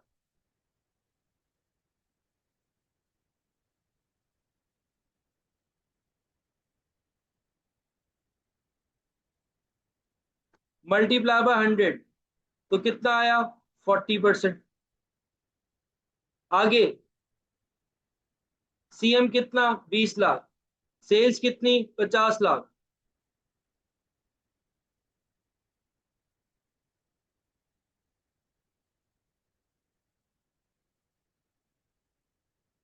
मल्टीप्लाई बाय 100 कितना आया? 40%। तो हर लेवल पर जरूरी नहीं है कि बेटा आप टोटल सेल्स निकालो और टोटल कंट्रीब्यूशन मार्जिन निकालो फिर डिवाइड कराओ मल्टीप्लाई बाय 100 कराओ। भाई फिक्स है, सीएम रेशो क्या है? फिक्स है, और वो कितना है? 40%। कैसे निकालोगे? कंट्रीब्यूशन मार्जिन पर यूनिट लिखा, उसको सेल्स प्राइस पर यूनिट से डिवाइड करवा दिया और मल्टीप्लाई करवा दिया आपने 100 से, तो आपके पास क्या आ जाएगा? सीएम आ जाएगा। और वो हर लेवल के लिए वही परसेंटेज रहेगी, कोई चेंज उसके अंदर आने वाला नहीं है। 40% तो 40%, 40% तो 40%। ये बात क्लियर हो गई आप लोगों को?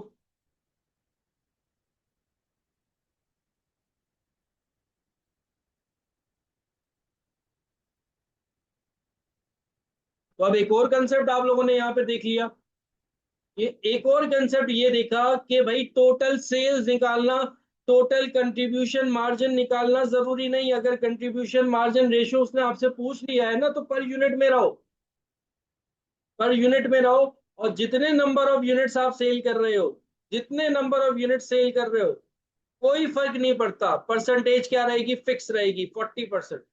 यहाँ पे क्या है? 40, तो 40 आपके पास जो क्वेश्चन आएगा उसमें जो परसेंटेज होगी वो फिक्स होगी, वो चेंज नहीं हो सकती, वो चेंज नहीं हो सकती। अब आओ नेक्स्ट। नेक्स्ट चीज उसने आपसे पूछी कि वेरिएबल कॉस्ट रेशियो बताओ।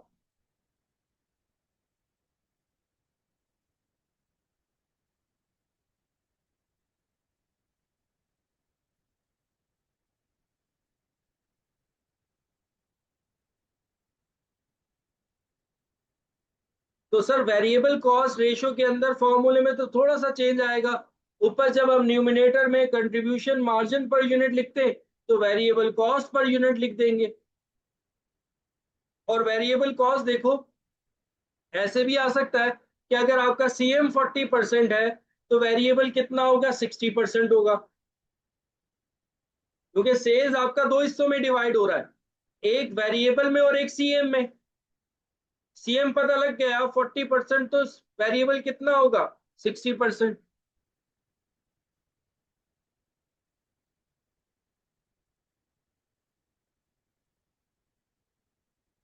वैसे फॉर्मूला भी है वेरिएबल कॉस्ट का।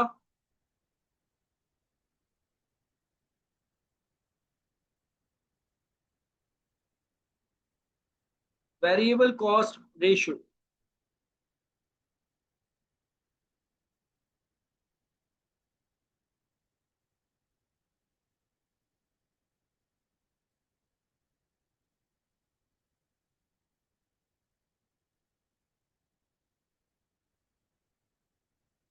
Variable cost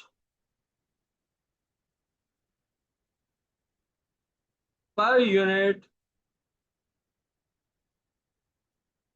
divided bye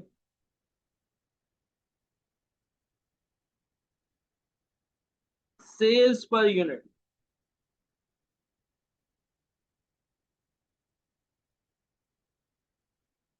and multiply by 100। तो वेरिएबल कॉस्ट हमारे पास जो पर यूनिट थी वो कितनी थी? 75। Sales per unit 125, multiply by 100 तो कितना आया? 60%।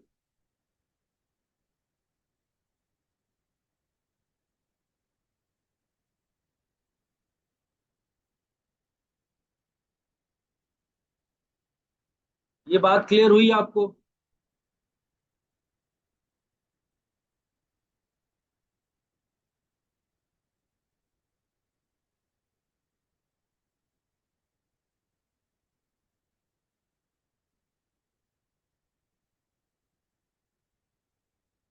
चलो अब आ जाओ एक और नई चीज पर। अब एक और नई चीज पे आ जाओ, छोटा सा कंसेप्ट है एक और, वो भी ले हाथ के हाथ, क्योंकि एक चीज रिदम में चल रही है।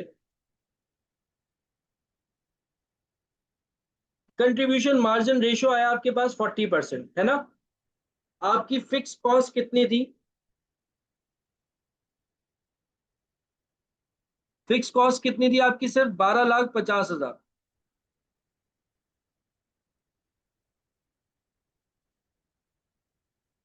और कंट्रीब्यूशन मार्जिन कितना है 40%। 40% को हम 0.4 लिख सकते हैं। जरा डिवाइड करके बताओ कितना आ रहा है।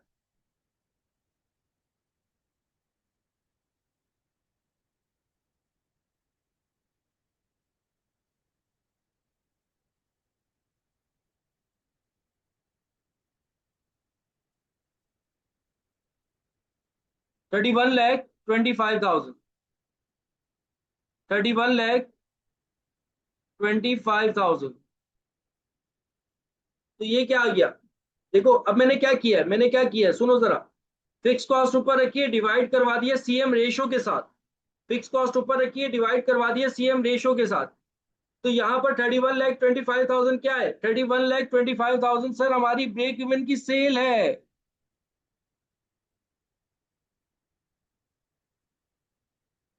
तो सर यहां से एक बात पता लगी मुझे एक और, वो ये कि अगर मैं सीएम पर यूनिट के साथ डिवाइड करवाता हूं, अगर मैं सीएम पर यूनिट के साथ डिवाइड करवाता हूं, तो ब्रेक इवन यूनिट्स आते हैं। ब्रेक इवन यूनिट्स आते हैं। और अगर मैं सीएम रेशो के साथ डिवाइड करवाता हूं, अगर मैं सीएम रेशो के साथ डिवाइड करवाता हूं, तो फिर मेरे पास ब्रेक इवन सेल आ जाती है। फिर मेरे पास ब्रेक इवन सेल आ जाती है। तो बेटा दोनों फार्मूला यूज हो सकते हैं क्वेश्चन के अंदर।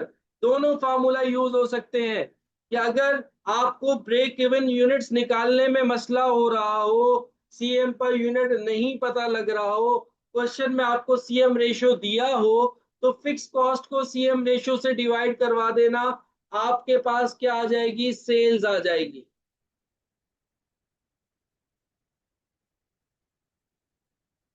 और उस सेल से नंबर ऑफ यूनिट्स निकालना बड़ा आसान है।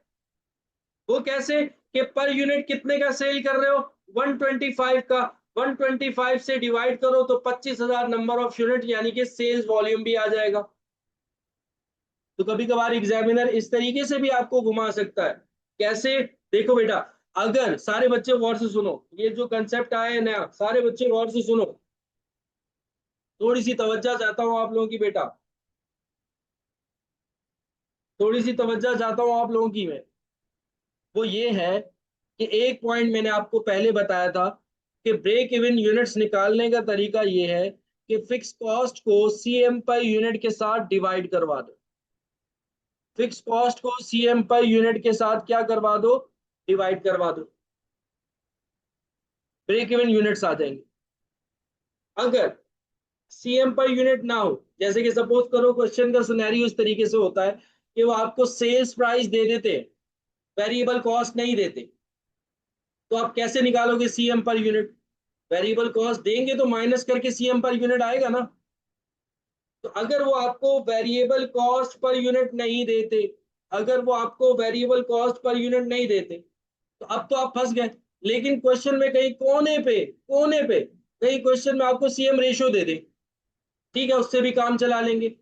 फिक्स कॉस्ट लिखी, सीएम रेशियो से डिवाइड किया, हमारे पास ब्रेक इवन की सेल आ गई। जब ब्रेक इवन की सेल आई, उसी को हमने सेल प्राइस से डिवाइड करवा दिया 125 से, तो ब्रेक इवन के यूनिट्स भी आ गए। इस तरह से आपको दिमाग चलाना पड़ेगा बेटा थोड़ा सा। आपको एक चीज से दूसरी चीज को आपको मिलाना होगा। एक चीज से दूसरी चीज को क्या होगा? मिलाना होगा। समझ में आ रही है बात?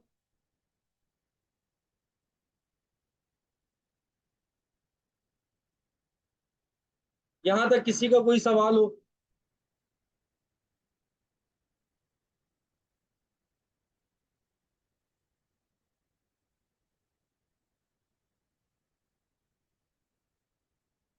लास्ट पॉइंट बेटा अभी रिपीट कर देता हूं मेरा बच्चा, देखो मेरी बात सुनो। मैंने आपको ये कहा कि let suppose CM per unit ना निकाल पा रहे हो, मतलब क्वेश्चन का सिनेरियो ऐसे हो, सेल प्राइस पर यूनिट दे दी लेकिन वेरिएबल कॉस्ट पर यूनिट नहीं दी। अब जब वेरिएबल कॉस्ट आपको नहीं देंगे, जब वेरिएबल कॉस्ट आपको नहीं देंगे, तो सीएम पर यूनिट तो आ नहीं सकता।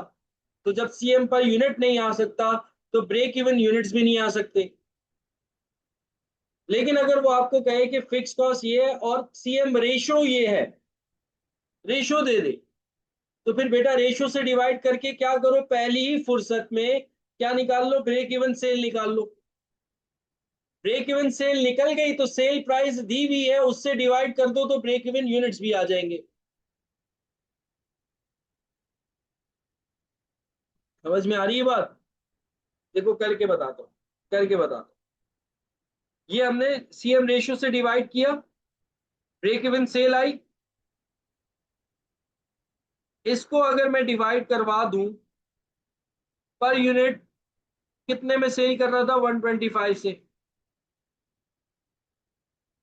तो 25,000 मेरे पास आ गए ब्रेक इवन यूनिट्स।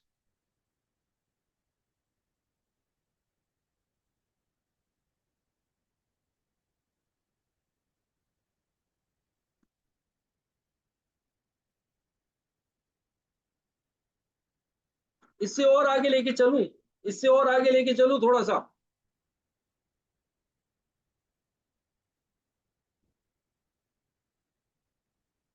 देखो, अब इससे और थोड़ा सा आगे चलते हैं, देखो मजा आ रहा है ना। अब जब मजा आ रहा है ना तो अब इसको और थोड़ा सा और आगे लेके चलते हैं। सर ब्रेक इवन यूनिट्स निकाल दिए हमने, सेल प्राइस भी हमें पता है, ठीक है, सेल्स भी हमें पता है। अभी आपने एक फॉर्मूला लिखा, break even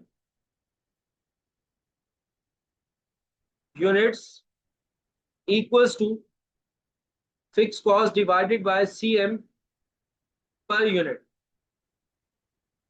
break even units निकाले कितने, 25,000,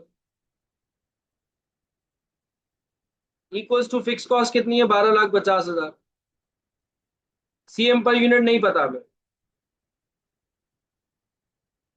तो सीएम पर यूनिट इधर क्या हो रहा है, डिवाइड, उस तरफ आके क्या हो जाएगा, मल्टीप्लाई, 25,000 इधर आके क्या हो जाएगा, डिवाइड।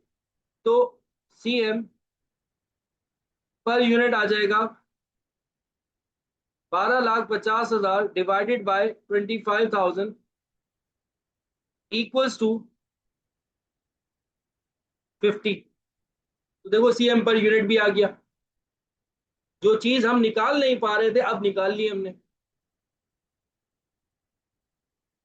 अब सर अगर वेरिएबल कॉस्ट निकालनी हो, सर सेल प्राइस 125 है जिसमें से सीएम हमारा 50 है, तो बाकी क्या होगा आपका वेरिएबल कॉस्ट, वेरिएबल कॉस्ट कितनी आ जाएगी, 75।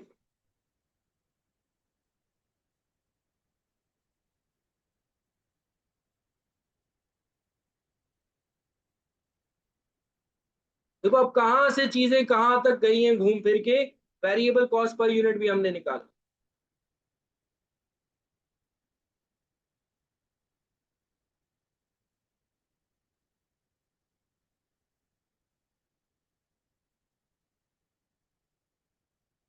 क्लियर हुआ?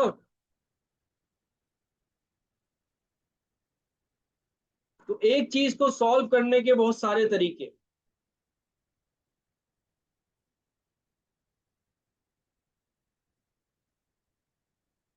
बस उस टाइम आपका दिमाग काम करना चाहिए। चलो बहरहाल, ये पार्ट नहीं था, ये चीजें क्वेश्चन में आती रहती हैं तो उसको हम वैसे फाइंड आउट करेंगे, ठीक है। इसको मैं रब कर रहा हूँ।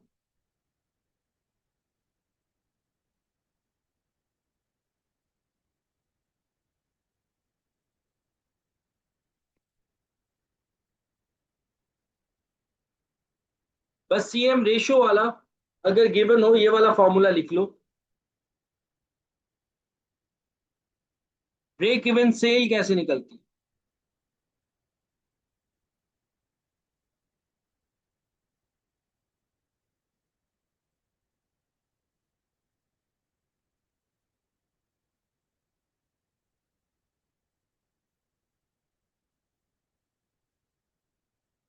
वो ब्रेक इवन यूनिट से, यहाँ पर ब्रेक इवन सेल है, इस सर फिक्स कॉस्ट को डिवाइड करवा देंगे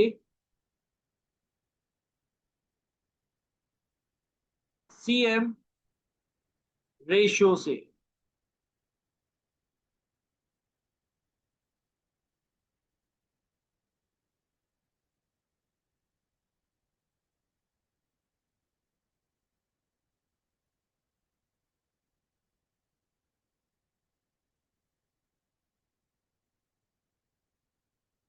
तो सेल्स आ रही थी हमारे पास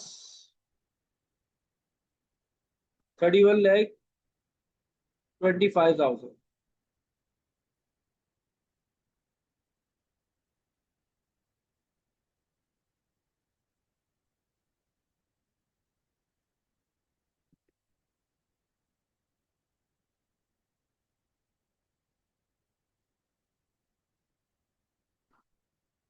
यहां तक बेटा किसी का कोई सवाल हो तो पूछो।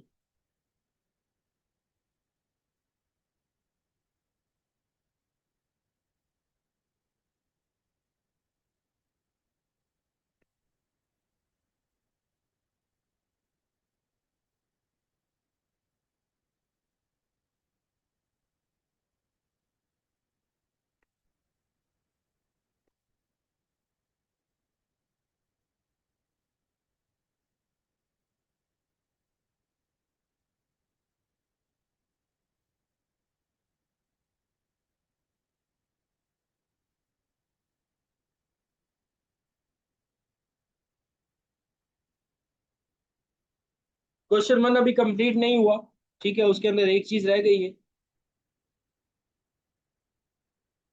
ऊपर वाला तो कंप्लीट हो गया देखो, बाकी रह गया कि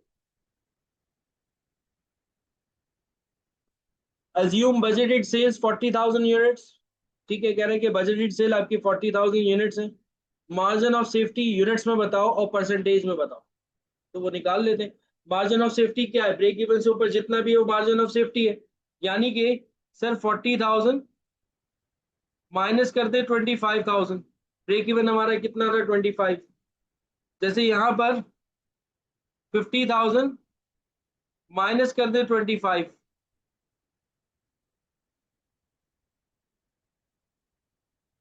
तो मार्जिन ऑफ सेफ्टी आ जाएगा यूनिट्स में, वो कितना आ जाएगा, यहां पर आएगा 15,000 यूनिट्स और यहां पर आएगा 25,000 यूनिट्स।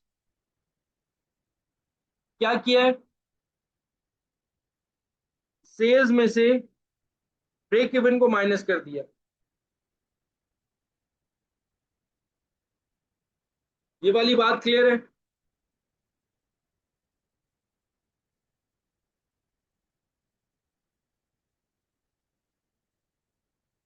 मार्जिन ऑफ सेफ्टी आपको क्या बताया था कि ऊपर की जितनी भी सेल है जो आपकी जेब में जा रही है वो क्या है, वो बेसिकली आपकी मार्जिन ऑफ सेफ्टी है। ऊपर की सेल निकाल ली हमने।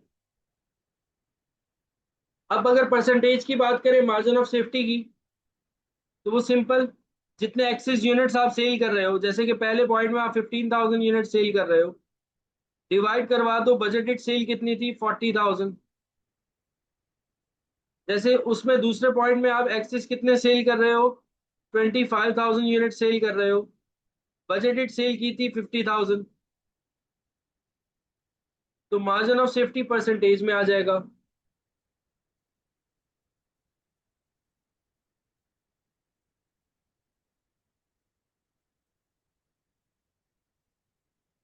37.5% और 50%।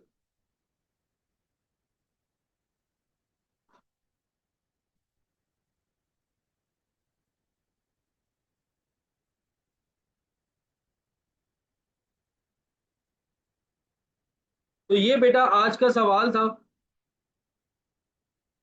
और इसमें हमने काफी सारे कंसेप्ट देखे।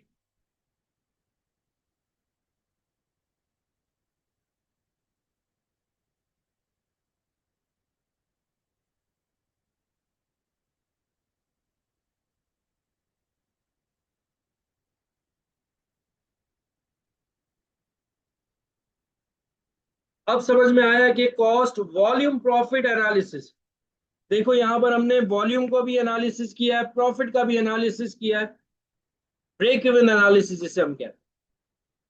और ये कितना ज्यादा जरूरी है आज की क्लास में पता लगा कि विदाउट ब्रेक इवन हम काम ही नहीं कर सकते, हम कोई टारगेट रख ही नहीं सकते।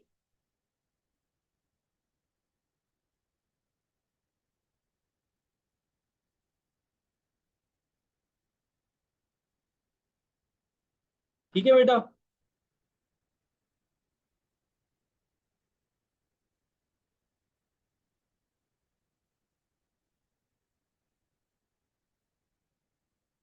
जज़ाकल्लाह मुदस्सिर भाई।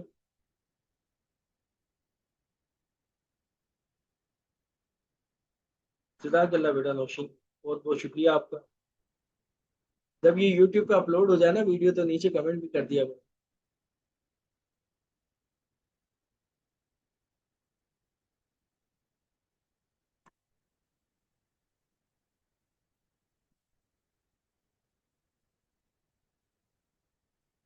ठीक है जी, ठीक है जी, बहुत बहुत शुक्रिया आप लोगों का, बहुत बहुत शुक्रिया आप लोगों का। बस आज के लिए फिर इतना रहने देते हैं, ठीक है।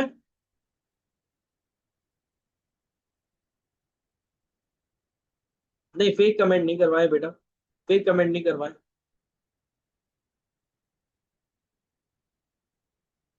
फेक कमेंट्स करवाने होते तो कब के करवा चुका हो।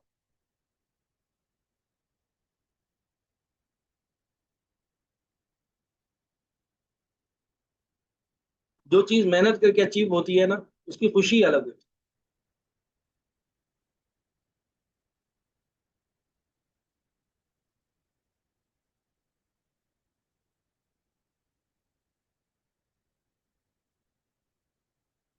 थ्योरी बेटा इसकी बताऊं क्या थी, थ्योरी जो मैंने आप लोगों को पॉइंट्स लिखवाए ना, वही थ्योरी है। एक थ्योरी क्या थी, एक थ्योरी ये थी कि ब्रेक इवन पॉइंट्स की आपकी, वो ब्रेक इवन से आपसे डेफिनेशन पूछ लेता है, तो उसकी एक लाइन की डेफिनेशन है कि वो डेफिनेशन क्या है कि सर जहां पर हमारा सीएम और फिक्स कॉस्ट इक्वल हो जाए वो हमारा ब्रेक इवन है। नो प्रॉफिट नो लॉस मत लिख कर आइएगा, खुदा का वास्ता, ठीक है। तो उसके बाद आपसे सेफ्टी ऑफ मार्जिन के बारे में पूछ लेगा कि सेफ्टी ऑफ मार्जिन क्या होता है। तो सेफ्टी ऑफ मार्जिन सर, जो हम ब्रेक इवन से एक्सेस जो यूनिट सेल करते हैं वो बेसिकली हमारा सेफ्टी ऑफ मार्जिन। जी, आज के लिए बस इतना ही।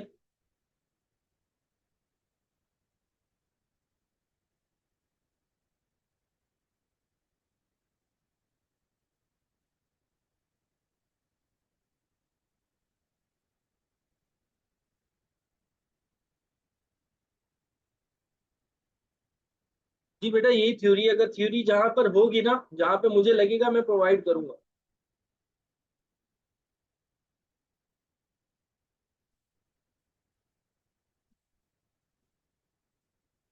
बस यही पढ़ाते हैं। F S C R A में, एफ सी एफ में अभी अपने स्टार्ट किए। इंशाल्लाह ताला आगे चल के भी पढ़ाएंगे और आगे के सब्जेक्ट्स भी लेंगे, लेकिन अभी फिलहाल इसी के ऊपर फोकस है। ज्यादा ए एम ए पे फोकस है। तो कुछ हमारी एसीसी की क्लासेस भी चल रही होती, ओ लेवल्स की भी चल रही होती है। तो अभी फिलहाल इसी के ऊपर टाइम दे पा रहे हैं, इससे ज्यादा हो नहीं पा रहा।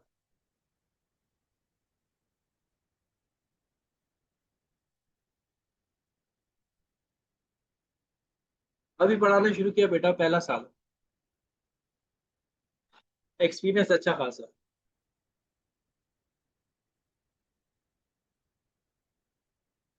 चले फिर, ठीक है। अच्छा खासा एक्सपीरियंस। नहीं भाई, अभी नहीं किया।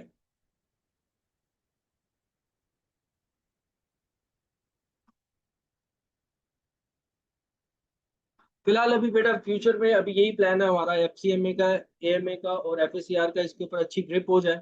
इसके नोट्स वगैरह सारी चीजें सही तरीके से प्रिपेयर हो जाए, क्योंकि ये हमारा सेकंड बैच है अभी ए एम ए का। एफ एस सी आर का थर्ड बैच है। और F S C R F C M A का भी हमारा फर्स्ट बैच है। ठीक है। तो आहिस्ता आहिस्ता चीजें जब सारी बनती जाएंगी, जब एक चीज बिल्कुल फिट हो जाती है, फिर इंशाल्लाह ताला जो है वो हम आगे उसको कंटिन्यू करेंगे। आज के लिए बेटा इतना काफी है। फिर इंशाल्लाह ताला हम आपसे बात करेंगे आगे नेक्स्ट क्लास में, और और ज्यादा चीजें डिस्कस करेंगे, बताएंगे क्या है क्या नहीं है, ठीक है। तो अपना ख्याल रखना, मुझे दुआओं में याद रखना। अल्लाह हाफिज।